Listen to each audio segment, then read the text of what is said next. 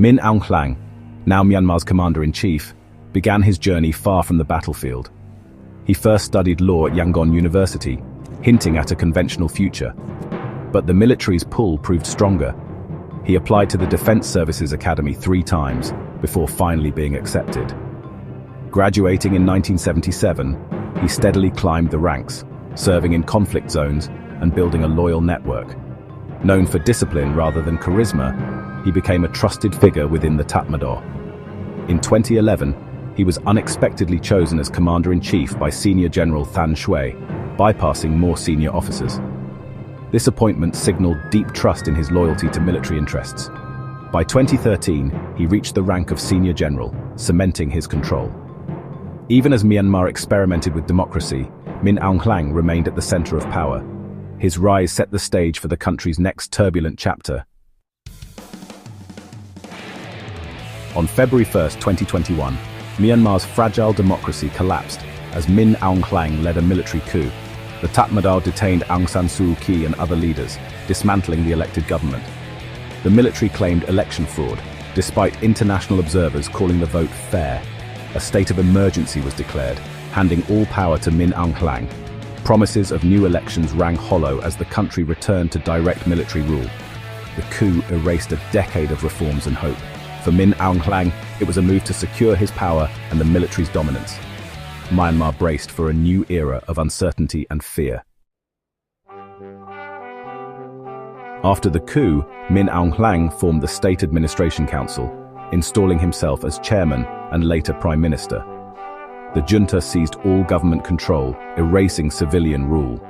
Public outrage exploded into nationwide protests and a massive civil disobedience movement. The military responded with brutal force, tear gas, bullets, and mass arrests. Peaceful demonstrations turned into chaos and bloodshed. The crackdown pushed many to armed resistance, forming People's Defense Forces allied with the Shadow National Unity government. Guerrilla warfare erupted, plunging Myanmar into civil war. The conflict has created a humanitarian crisis and economic collapse. The SAC's rule has brought only violence and suffering. Myanmar's hopes for peace and democracy have been shattered. The world condemned the coup, with the US, UK and EU imposing sanctions on Min Aung Hlaing and the junta. ASEAN barred him from summits, a rare rebuke in the region. The International Criminal Court investigated military crimes, including the Rohingya crackdown. Despite isolation from the West, Russia and China continued to support the junta, with weapons and diplomatic cover.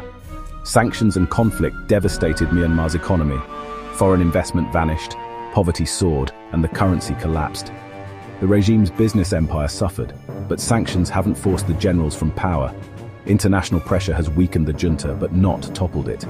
Even allies have grown uneasy as the crisis deepens.